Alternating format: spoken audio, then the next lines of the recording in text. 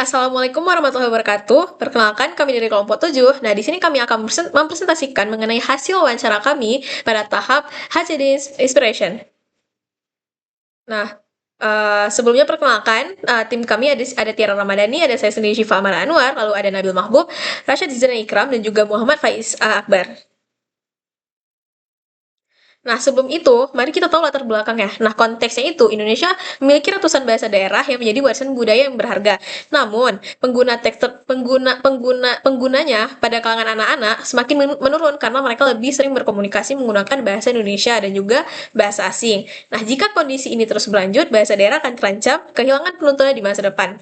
Nah, pada masalahnya, menurut penggunaan bahasa daerah, banyak anak-anak di masa sekarang yang tidak lagi menggunakan bahasa daerah, baik di rumah maupun juga di sekolah.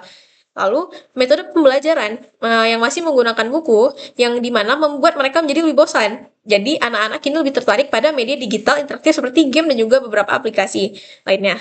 Nah, kelemahan solusi pada saat ini, metode yang mereka gunakan masih secara tradisional seperti buku dan juga hafalan, yang dimana itu menjadi kurang efektif karena tidak interaktif dan juga tidak sesuai dengan karakter anak-anak pada masa kini yang dimana anak-anak sekarang lebih menyukai versi visual, suara, dan juga permainan. Akibatnya, minat belajar mereka pada bahasa akan semakin menurun. Lalu, solusi yang kami dapatkan adalah diperlukan inovasi media pembelajaran digital interaktif berbasis belajar sambil bermain, yang dimana memadukan permainan, gambar, audio, dan juga kuis. Aplikasi Bahasa Ibu diharapkan dapat menumbuhkan kembali minat anak-anak untuk mengenal dan menggunakan bahasa daerah dengan cara yang menyenangkan. Nah, sebelum itu, metodologi yang kami gunakan ada yang pertama secondary research, yang dimana kami mencari referensi dari beberapa aplikasi dan juga beberapa jurnal-jurnal ilmiah yang relevan. Pada jurnal ilmiah kami mengambil pada Google Scholar dan juga pada aplikasi kami mencarinya pada Play Store. Nah, hasil dari referensi tersebut akan kami gunakan sebagai dasar dalam pengembangan aplikasi agar lebih menarik dan juga sesuai kebutuhan pengguna. Nah, sumber referensi yang kami gunakan ada Duolingo dan juga Memrise dan juga ada jurnal ilmiah dengan judul Desain UI UX Prototype Pembelajaran Berbasis Game Kosakata Bahasa Inggris dengan metode HCD. Lalu, apa sih yang kami analisa? Yang kami analisa adalah menilai tampilan aplikasinya, menganalisis fitur interaktifnya apa aja, dan juga mengamati cara aplikasi itu meningkatkan motivasi pelajar pengguna. Nah, metodologi kedua yang kami gunakan adalah wawancara, yang dimana tujuannya untuk mengetahui kebiasaan, minat, serta hambatan mereka dalam belajar bahasa daerah. Nah, di sini kami mengambil dua kelompok. Yang pertama ada kelompok anak-anak dan juga kelompok remaja. Nah, pada kelompok anak-anak kami mengambil pada usia 6 sampai 10 tahun dan pada remaja 11 sampai 19 tahun. Di sini lokasi yang kami pilih adalah Masjid Al Hashimiyah, yang dimana kami memilih lokasi ini karena masjid tersebut berdekatan dengan SDN 16 Banda Aceh. Nah, di mana anak-anak SD saat pulang sekolah mereka bermain pada halaman masjid tersebut. Nah, di mana mempermudah kami untuk mendapatkan user anak SD. Lalu pada remaja sendiri kami memiliki dua lokasi. Yang pertama di SMA Laboratorium USK.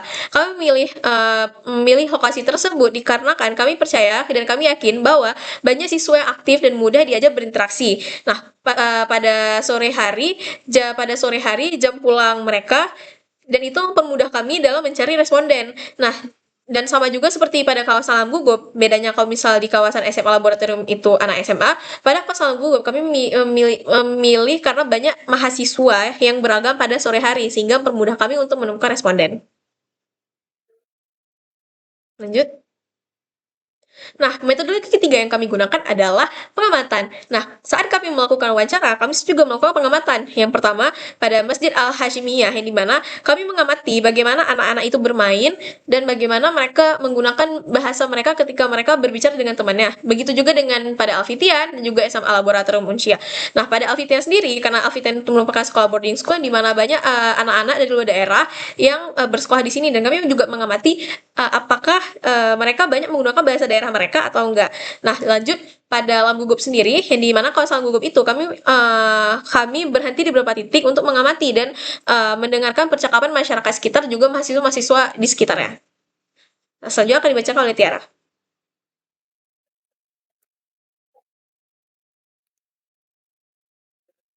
Selanjutnya adalah temuan. Yang pertama adalah secondary research. Aplikasi pertama yang kami gunakan adalah Duolingo. Pada Duolingo, mereka menggunakan poin, level, dan streak untuk menumbuhkan motivasi harian dan membangun kebiasaan belajar. Terus adanya karakter burung hantu lucu yang membuat belajar terasa tidak membosankan. Aplikasi yang kedua adalah Memrise. Pada Memrise, mereka menggunakan video penutur asli dan latihan mendengar. Yang kedua, mereka mengutamakan pemahaman konteks, bukan sekadar hafalan. Yang ketiga, materi yang hidup, misalnya lagu, video percakapan, dan aktivitas mendengarkan. Untuk temuan yang ketiga adalah jurnal peneliti. Yang kemudian adalah jurnal penelitian tentang UI UX pembelajaran kosakata desain bahasa Inggris dengan metode HCD. Pada jurnal ini mereka menempatkan anak sebagai subjek utama dalam seluruh proses perancangan aplikasi. Yang kedua, mereka memastikan tampilan dan fitur sesuai dengan cara berpikir dan kebiasaan user, yaitu anak-anak, di mana tampilan yang sederhana, warna yang cerah, dan konten bertema anak. Yang ketiga adalah yang selanjutnya adalah identifikasi masalah. Pada user pertama, masalah yang ditemukan adalah user belum fasih berbahasa Aceh karena di rumah lebih sering menggunakan bahasa Indonesia. User ingin belajar lewat aplikasi yang memiliki fitur permainan dan kuis supaya proses belajar terasa menyenangkan dan mudah diingat. Untuk user kedua, masalah yang ditemukan adalah bahasa Aceh tidak digunakan secara rutin di rumah, sehingga kemampuan berbicara masih terbatas. User ingin aplikasi yang disertai unsur permainan dan gambar menarik agar belajar bahasa jadi lebih seru dan tidak bosan.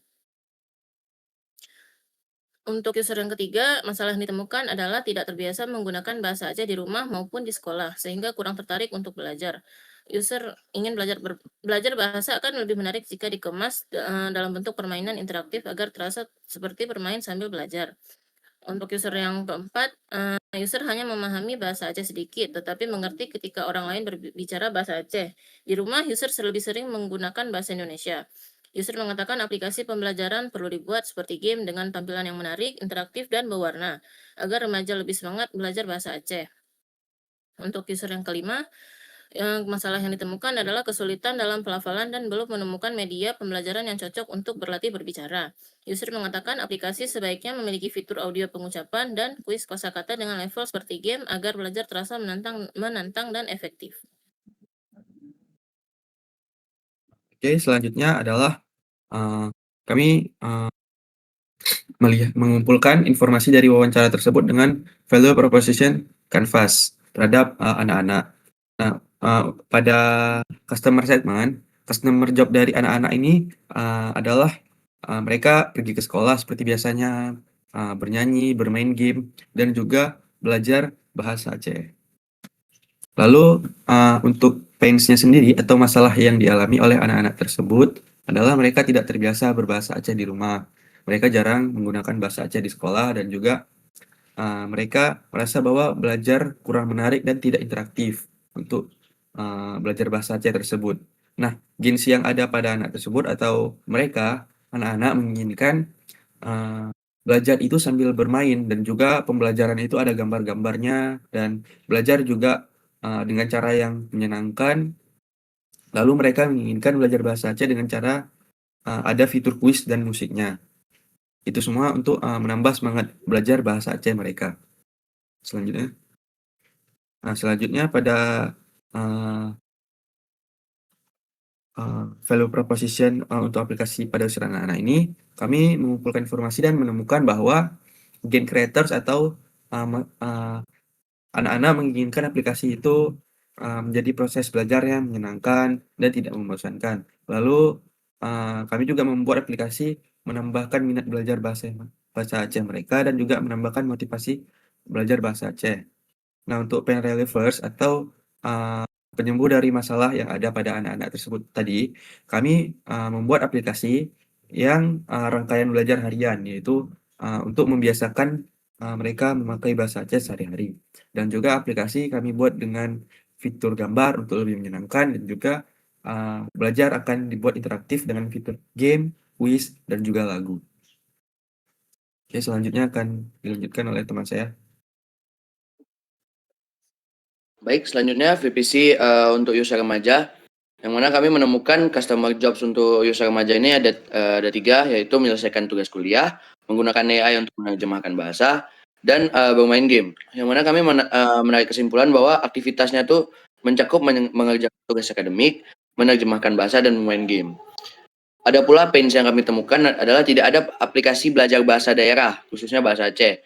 Kemudian kesulitan memahami pembelajaran jika dalam bentuk teks, pelafalan bahasa yang sulit dipelajari dan rasa cepat bosan. Jadi masalah utamanya itu ada 3, yaitu kesulitan memahami materi berbasis teks dan melatih pelafalan serta cepat bosan. Ada pula gains yang diinginkan adalah aplikasi yang menarik dan tidak membosankan. Belajar bahasa melalui game, sistem level dan kuis, fitur audio, dan belajar melalui percakapan sehari-hari.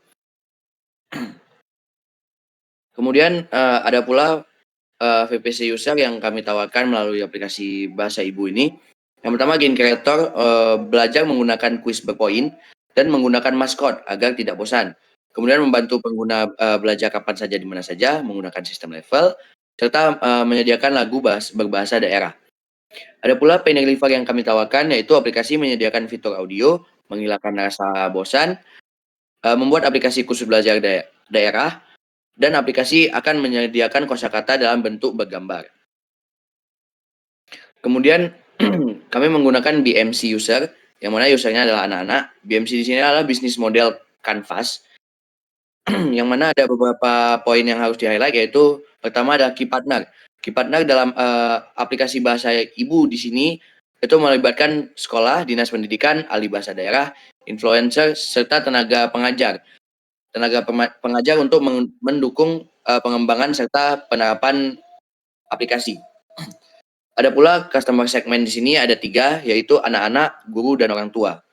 Kemudian cost structure atau struktur biaya yang mencakup pengeluaran seperti biaya developer, maintenance, biaya server, biaya publish di App Store, promosi, dan gaji karyawan. Kemudian ada revenue stream atau sumber penghasilan, yang mana itu melibatkan investor, iklan edukatif, donasi, kerjasama dengan sekolah, membership, serta sponsor. Kemudian akan dilanjutkan oleh Faiz. Untuk lanjutan dari BMC user anak-anak, yaitu untuk activity yang dimana meliputi pengembangan materi pembelajaran bahasa daerah, membuat konten interaktif yang menarik bagi anak-anak, dan juga menjalin kolaborasi dengan lembaga pendidikan dan pihak terkait. Selanjutnya untuk key resource yang digunakan dapat berupa konten lagu, game, kuis, bahan belajar interaktif, dan visual yang menarik yang mendukung pembelajaran agar menyenangkan dan tidak membosankan. Selanjutnya untuk value proposition bagi user anak-anak, aplikasi ini dirancang dengan tampilan yang menarik dan juga dilengkapi kuis dan permainan edukatif yang dapat mendukung pelestarian bahasa ibu di era digital.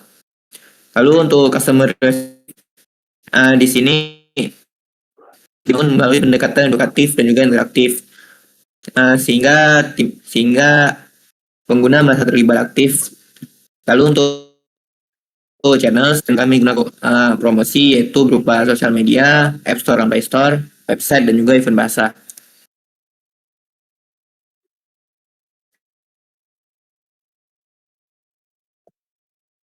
Selanjutnya untuk BMC untuk user remaja, pada key partners-nya kurang lebih sama dengan user anak-anak, tetapi juga ditambahkan dengan perguruan tinggi dan juga organisasi budaya daerah. Lalu untuk customer segment-nya, customer yang meliputi user remaja yaitu berupa siswa SMP, siswa SMA, dan juga mahasiswa. Selanjutnya untuk cost structure dan juga revenue stream, pada BMC user remaja persis sama dengan pada BMC user anak-anak.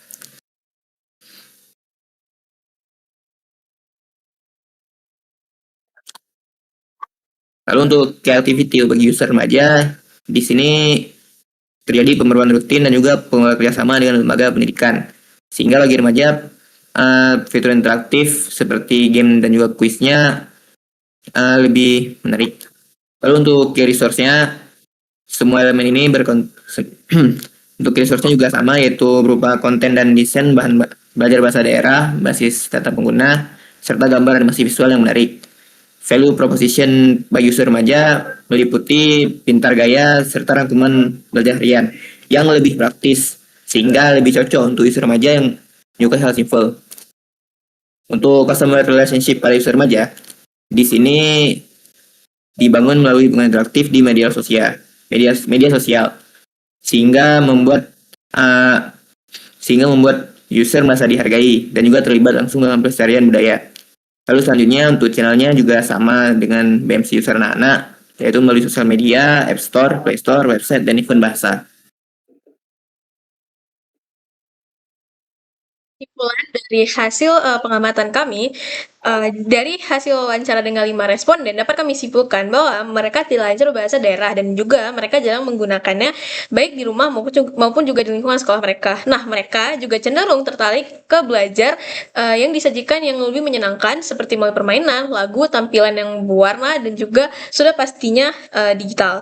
Nah, maka dari itu kami mengembangkan aplikasi bahasa ibu dengan mengacu pada berbagai referensi seperti Duolingo, Memrise dan juga seperti prinsip Human Centered Design yang berfokus pada kenyamanan kebutuhan pengguna, dan juga aplikasi ini dirancang agar pembelajaran bahasa daerah dan juga bahasa Aceh menjadi lebih interaktif, menarik, dan mudah diakses sehingga dapat membantu anak-anak dan remaja belajar bahasa daerah secara menyenangkan sekaligus berkontribusi dalam pelestarian daerah di era digital.